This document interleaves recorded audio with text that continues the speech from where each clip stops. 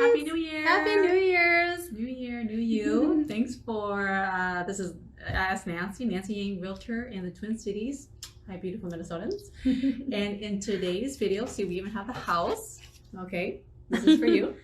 We are going to go over, you're going to love this, 51 terms you need to know to buy and sell your house in Minnesota. Okay. Absolutely. We've actually been planning this video for a little while. And you know, some of you guys may or may not know, but my family actually all contracted COVID. So I actually was kind of out of work for about a month. Mm-hmm. Linda actually was holding on the fort along with my awesome team member, Steph, and she's been helping out with all my clients. How are you feeling? I'm feeling 1,000% better. And you know, definitely super important to mask up everywhere you go. Right. Hand sanitizer. I mean, yeah, I was feeling a little sheepish because I think that even throughout the year I was kind of like, oh, I don't know how serious it is. Mm-hmm. You know, but honestly, like my husband actually was hospitalized for 11 days. So it was pretty scary for our whole family to go through it.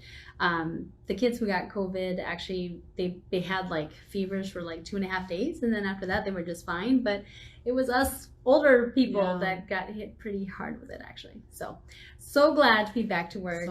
So glad 2020 is over. Yes, say that and again. yeah. And so we're ready to jump into this video, guys, and we're excited to share with you guys. Okay, so again, so glad to have you back. So this is if you want to buy a house or sell a house, these are the 51 terms you need to know. We're gonna go lightning speed. Nancy is so expertise in this, so she's gonna answer all your questions. You ready? Yeah, we're gonna try to go as quickly as we can. Okay, so Nancy, what is an addendum? All right, so an addendum is when we write a purchase agreement and we want to add something specific to the contract. Like, you know, seller, we want to make sure that you remove all of your trash out of the house. Okay. I mean, it's kind of expected, but like, for instance, if this is an overly large amount, we just want it to be specified in the purchase agreement. All right. What is, it was an amendment. Yes. Okay, sorry. So an amendment is when we want to make a change to our agreed to purchase agreement, such as, let's say we had a closing date and then we want to move that date to a new date. Oh, that's it. Yep, nice and easy. What's an appraisal? All right, so an appraisal is required for financing. And remember that the bank is going to not trust me as your agent, because we of course want to go and buy this house. They don't trust the seller either, because that seller wants to sell the house and go on and buy the next home. Okay. So they're going to hire an appraiser who completes an appraisal, which is proof that the home is worth what we are buying it for. Thank you. What is appreciation? Appreciation. So appreciation is when the value of your home may increase due to demand in your area. So home prices are typically determined by what homes in the area are selling for. And actually in the last like 6-7 years, homes have been appreciating at roughly 10% annually. Oh, hey. That's good to know. Yeah. Okay, really quick. Hey, Chow. Hey, Chow. Hey, May. Hi, May. What is an assessed value? All right, so assessed value refers to the county's tax value that they are choosing to tax you on, essentially. So the assessed value of your home is typically not the fair market value. So fair market is, of course, what people are willing to pay for your home in today's market, but the assessed value is just what you're currently being taxed on according to the county. And that would be important to know if you want to live in an expensive city or not, right? Yeah, okay. Yeah, absolutely. That would affect your taxes. Mm-hmm. Assessments. All right, so assessments pertain to property taxes when it comes to your home. So remember that there are base taxes that we pay every single year, which essentially go to cover like policemen, firemen, city hall. You know, it's the reason why our children go to school for free. However, an assessment is something over and above what the city has you know, accounted for in the annual budget. So example, in the city of St. Paul, after a wonderful winter, we typically are blessed with lots of potholes, right? Yeah. So if someone's going to come and fix the street in front of your home, typically that would be a special assessment. Gotcha. Assumption of mortgage. All right. So not every mortgage has this clause. However, sometimes when someone takes out a mortgage to purchase a home, they may get like an excellent rate. And if it's a clause within their mortgage to allow someone else to assume, and let's say that in the future interest rates climb to 6%, but your rate is currently at 4.25%, and you go to sell your property, and your loan allows a new buyer to assume your mortgage, they actually could get your rate at the 4.25% versus the current rate. So it's definitely a huge selling piece. Is that a thing, or what is it? I mean, it's definitely a selling point because they're going to have a lower mortgage payment, and if the current rate is, if you're going to be borrowing money, the current rate is 6%. However, you could assume the mortgage on someone else's home. Obviously, you do have to qualify for it. Okay. But I mean, I would say I haven't ever really run into it, but it's typically part of people's mortgages. Very cool. Yeah. Broker. So there are actually several different types. Might be a vague term here. Yeah, it might be a vague term, but essentially, as a licensed real estate agent, there has to be someone who essentially manages my work, and that would actually be my broker. So for instance, I work at Remax Results. Remax Results is a broker that manages me. I'm actually a broker myself, but I'm not a managing broker. It essentially means that you have the ability to manage other real estate agents in doing their work and making sure they're abiding by the law and following all the rules. Okay. Buyers. Yeah, we love buyers. So typically home buyers, just someone who's looking at purchasing a home, whether it's their first home, vacation home, investment property, anybody who's thinking about buying a property. Closing. We love closing. Love closing. Yes, and so at the end of the day, when we are all ready with all of our money to buy a home, we're going to have a closing. So the closing is actually conducted by closing companies. We also use the term title company. However, on closing day, essentially they come up with all the legal paperwork, transferring ownership from seller to buyer. And of course, we come up with our down payment and the loan money, of course, from our bank. We're going to sign our life away. And then, of course, the bank makes sure that we didn't miss any documents before they transfer that money then over to the seller, of course. So on the day of closing, that's your official day that you take ownership of a property. All right.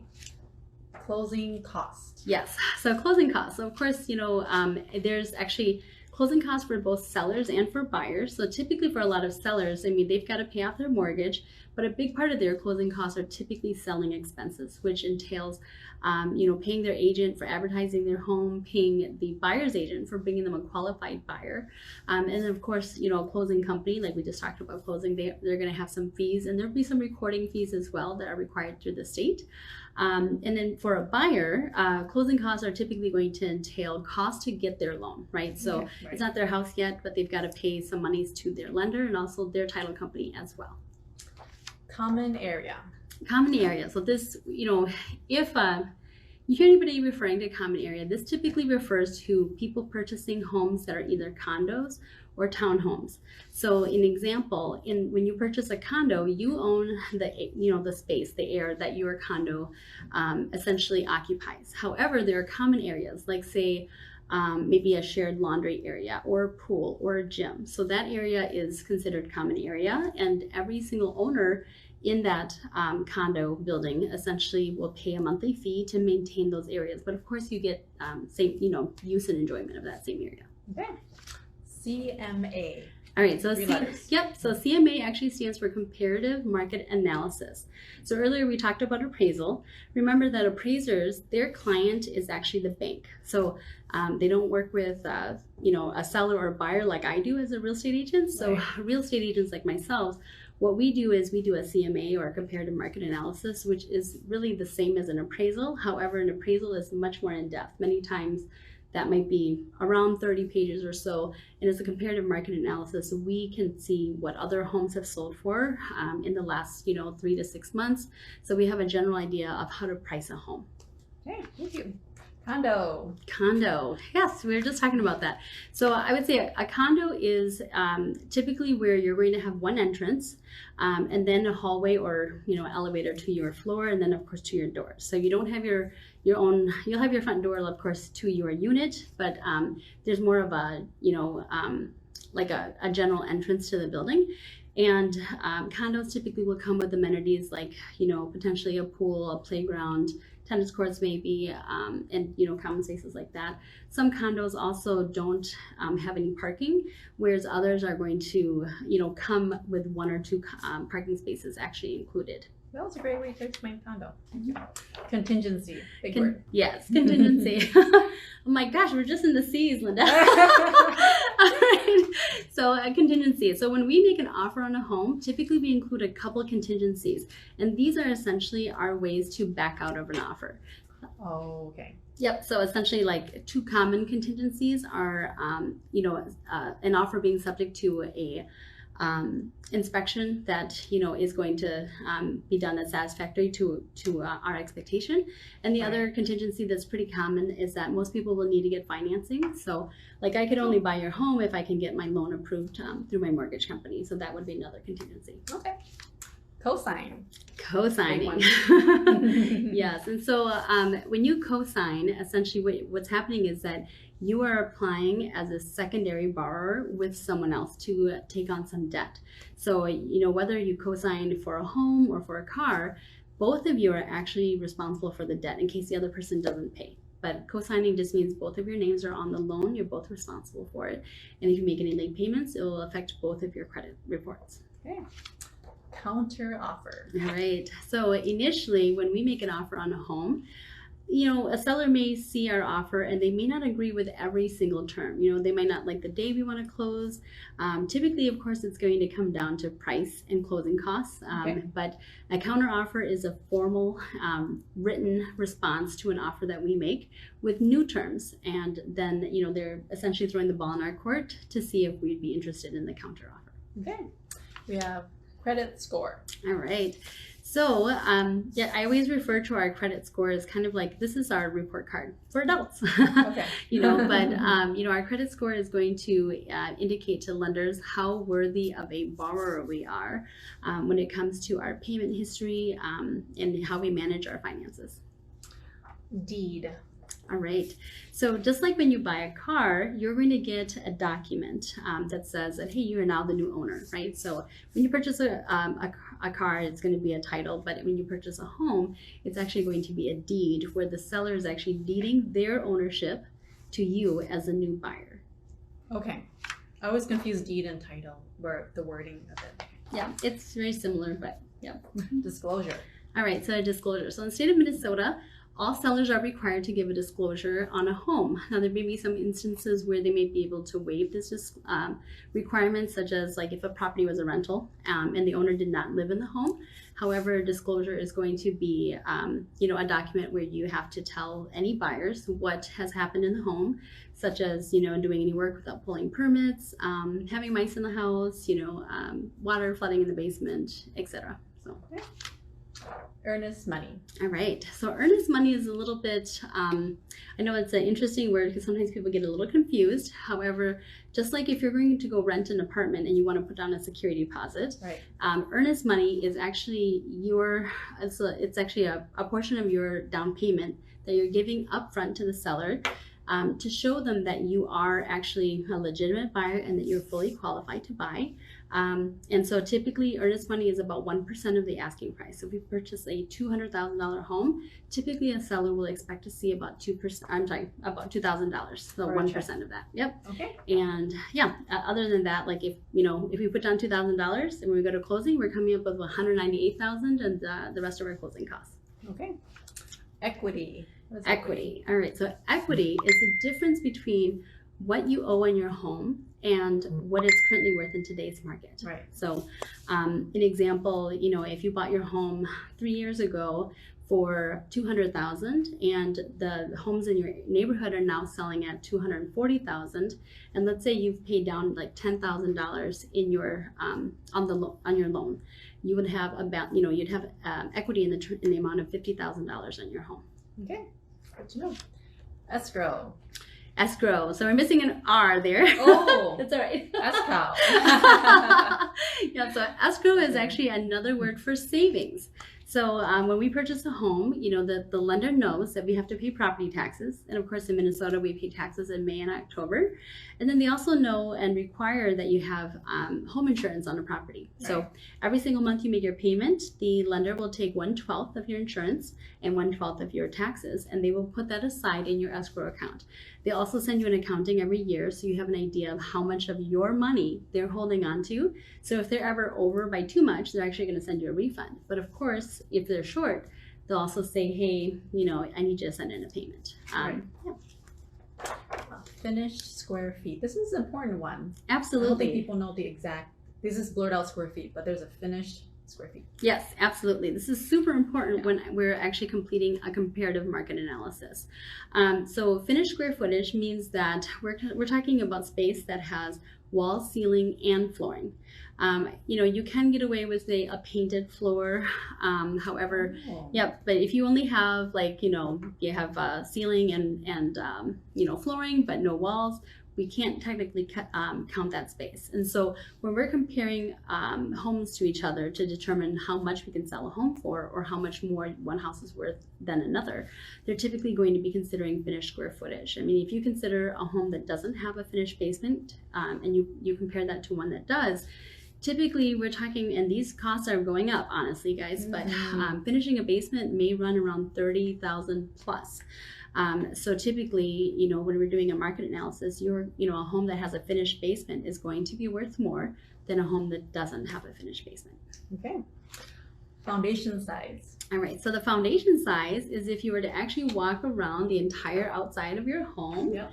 And typically this does not include like porches, you know, or decks that were added after the fact. And it does 4-season porch? 4-season porches, yes. Okay. If it's a heated space, absolutely it's included. And then of course no garages. So, yep. So many times when I'm doing a market analysis, I will compare the foundation size, because if you consider a home that is like 600 square feet, if you walked all the way around it, and you were to compare that to a home with like 1,200 square feet, even if the 600 square foot home foundation size has, like, you know, all 3 levels finished, right.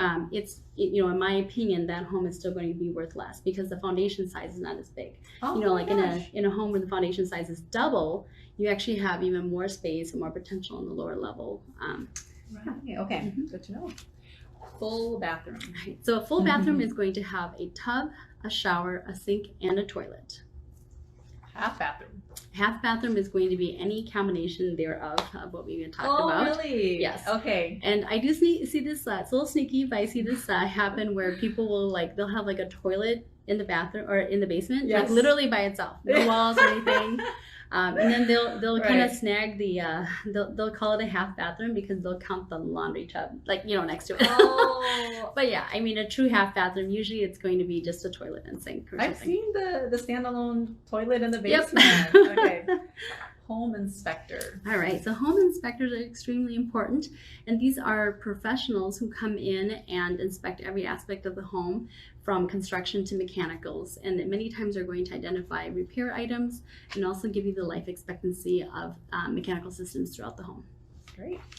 Home insurance. All right, so home insurance is really insurance that protects your home against catastrophic damages, like a storm ripping off your roof, hail damage, fire or anything like that.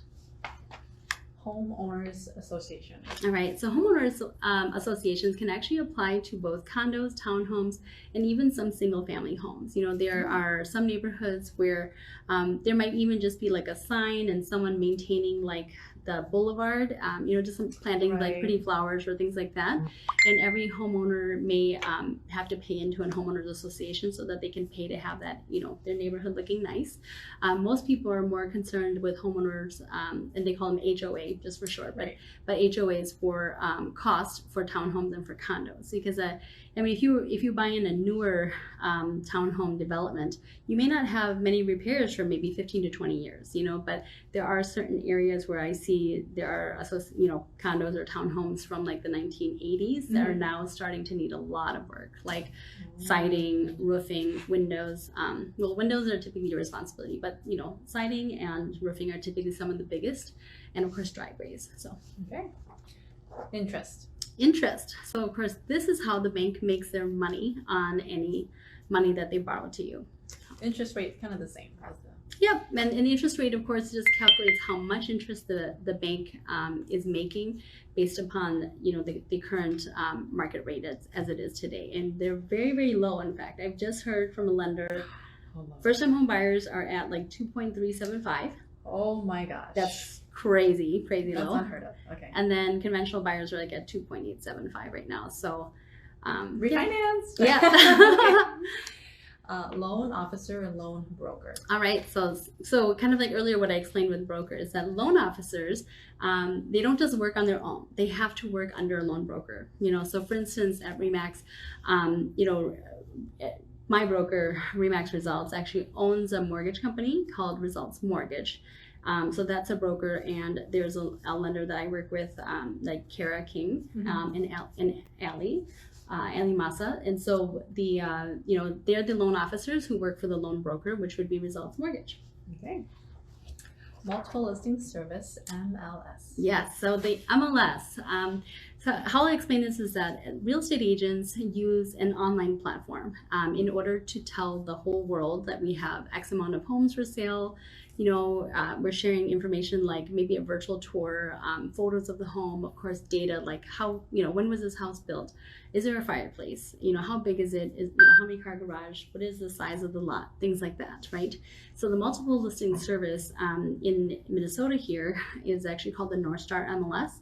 However, there are multiple MLSs all over the United States, and ours just keeps getting a little bit bigger, but essentially agents will put all the information about their homes into our MLS, and then that platform will essentially feed out to all of the other thousands of websites, such as Zillow, you know, Zillow.com, Realtor.com, Trulia, whatever website you like to go to, whatever app you're on. Typically, it's always going to go through the MLS itself first, and then it'll feed out to all of the other websites. Okay, mortgage. So a mortgage is essentially the financial instrument that a lender uses, because of course they're going to borrow you all this money to go and buy this home, right? But you know, the risk is that you might not pay the mortgage back, right? And so when you sign a mortgage on your home, essentially it allows the lender to foreclose on your home if you don't pay for your home. And this mortgage is actually recorded as a lien against your property down at the county, so they're never going to forget about you. But that's what a mortgage is, essentially. Yeah. Okay. Mortgage insurance. All right. So mortgage insurance, and remember that when a lender loans money to us as a buyer, they do take on a lot of risk, right? Obviously, their reward is going to be interest, like the interest that they make over the life of the loan as we're paying their loan down. However, banks in general make lending decisions based upon risk. So if you maybe like your credit score isn't super high, or you're not putting a ton of money down, in fact, the only way to avoid mortgage insurance is to have at least 20% equity in your home. And so, an example, just for easy numbers' sake, if we buy a home for $100,000 and you put down 20 grand, the bank's going to say, ooh, you know, I realize if you lose your job, you're probably not going to walk away from the 20 grand you just put down on your house. So we're not going to charge you mortgage insurance. Okay. But for many of like my clients that are first-time home buyers, they're putting just the minimum, like 3.5% down. Okay. So the mortgage insurance actually insures the mortgage company against loss in the event that you suddenly like lose your job and end up not being able to pay for your house. It's just so that they don't have as much loss, of course, you know. So. Okay. We have a note. Note, great. I was going to talk about note earlier. I'm like, I'm sure it's going to come up. So, okay. So when you purchase a home, you sign really essentially there's two really important documents. So the first one is the note, and the second one is that mortgage. So the note is actually your promise to repay. Right. And of course, this is where the lender informs you that if you don't pay, they're going to report derogatory information to your credit report. They can also take you to court and say, hey, we have a document here where you promised to repay us, and we see, you know, maybe they know that you're a doctor or something like that, and they might want to pursue your income, you know, to repay this note. The mortgage, of course, allows them to foreclose in case you don't pay. So those are the two most important documents that you sign when you buy a home. Okay. Principal. So principal is actually the amount that you originally borrowed, and and it's PAL. Just so you know. Sorry. Oh, That's okay. Sorry, I'm a super big grammar geek, guys. Linda knows that about me. But the principal is essentially just the original amount that you borrowed. So typically, of course, you're paying every month. You're making your, let's say $1,500 payment on your loan. You've got a portion going towards the principal, a portion going towards interest, a portion going towards mortgage interest, or insurance, that we've talked about, and then also a portion going towards your escrow, which again covers your taxes and your insurance. Yeah. Property tax. Property tax. So again, every property in Minnesota is going to have some property taxes, again paid twice a year, and we essentially will never be able to get away from these costs. Yes. Even if you pay off your home. Yes, and that's why it's just very important to pay attention to the news, to local ongoings in even just community politics, so that you understand. Like, for instance, I've been told there's, like, in my school district, for instance, they have a large amount of children now because they've been building lots of new homes, and so they need to expand schools, which typically means they're probably going to propose some type of levy through the property taxation system, and that's how they're going to pay for new schools. And we need this space. So but that's what property taxes are. Purchase agreement. All right, so the purchase agreement is the actual contract when we make an offer on a home between buyer and seller. Everything would go according to our purchase agreement, and the closing company uses it, the lender uses it, and that's our legal contract that says we have the right to purchase a home for an agreed to sales price, and what day we've got to show up with all the money. Radon. All right, so radon, I always tell people, if you haven't heard of it, don't be afraid. It's always been there. Oh, okay. It is essentially a radioactive gas. It comes out of the ground, and if your home has a basement, it's possible you have some levels of radon in your home. The reason why people are concerned about radon is that if you're exposed to high levels of radon over a long period of time, you could potentially develop lung cancer from it. So typically this is going to be entailed in, like, when we're doing a home inspection on a home, you have the option to do a home inspection. You can include a radon inspection and a couple other types of inspections that are out there. But typically there is a monitor that stays in the home for about 48 hours, and they would give you an average of what the radon levels in your home are. If the radon levels are too high, you can definitely have the option of installing a radon mitigation system, and hopefully we can negotiate for the seller to do that. Good tip. Yep. Rate lock. All right. So typically lenders are going to, interest rates essentially change all the time, sometimes multiple times in a day. And what will happen is that, like, let's say you apply today and Wells Fargo Bank tells you you're qualified for $300,000.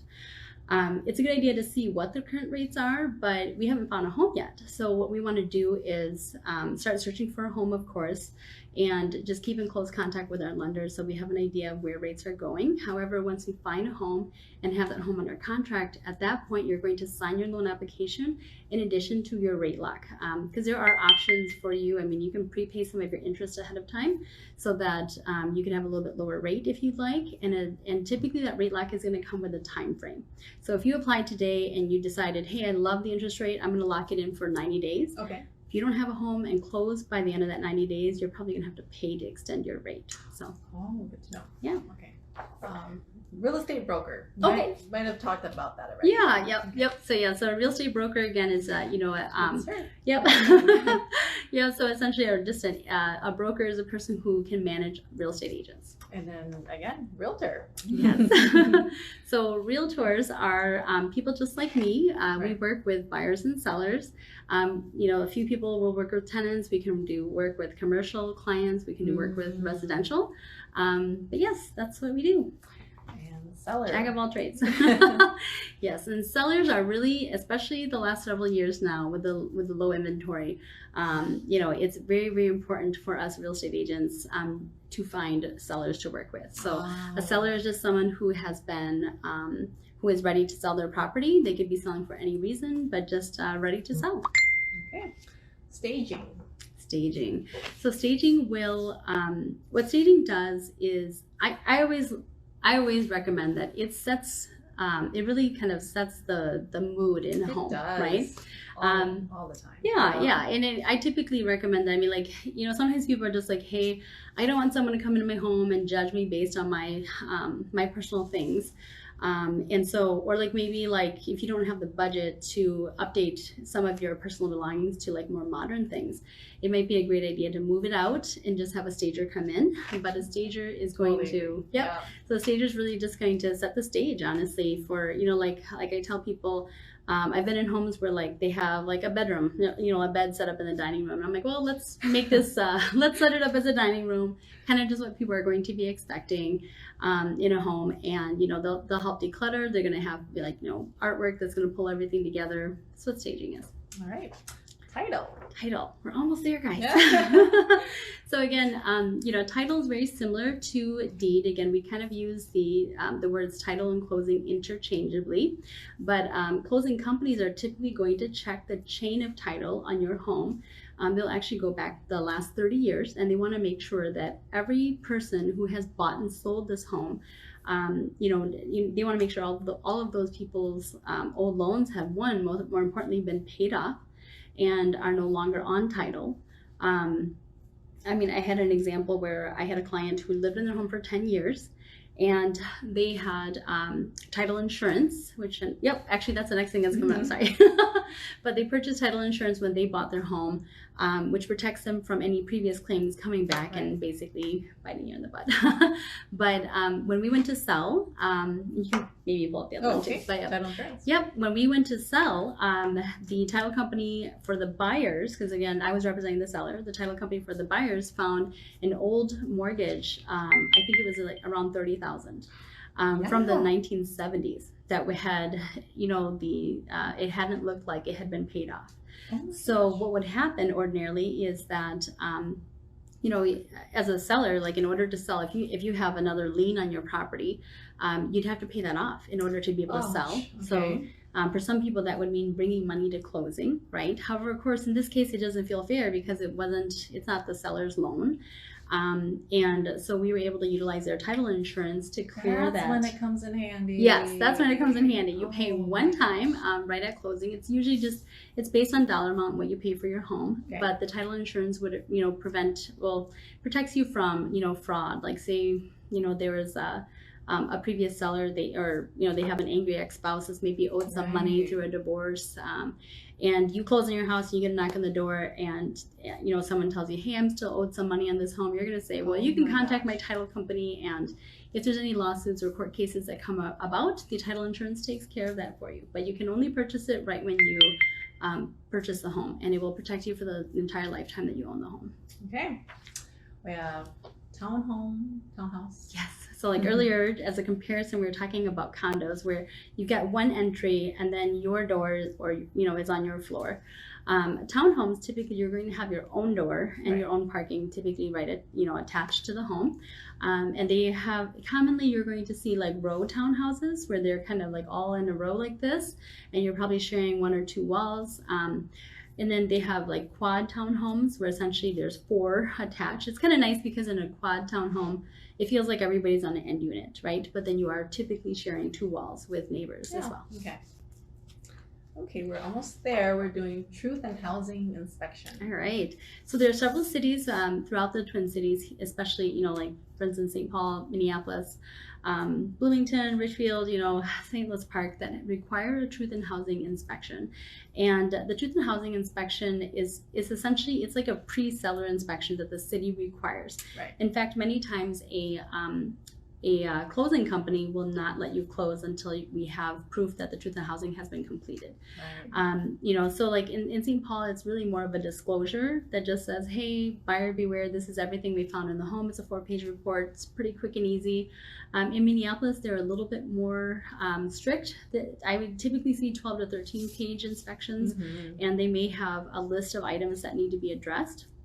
So, for instance, in that city, if there are items that need to be repaired, either the seller has to do the work, or the buyer has to sign a document at closing that says they agree to assume the repairs and they'll be done within 90 days. Okay. So, yeah. And lastly, what is this?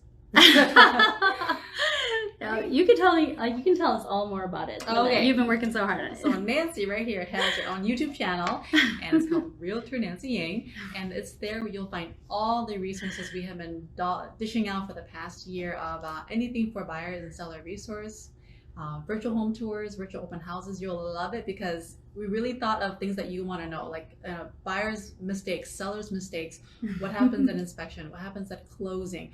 All of these are carefully put on this channel with little playlists you can watch anytime. It's available anytime just for you if you're interested in buying or selling a house in Minnesota. Yeah, absolutely, guys. And I will warn you guys that I've been super nervous about doing all these videos anyway, but luckily my wonderful friend Linda has been kind of dragging me through it. So again, that was our 51 terms buying and selling your house.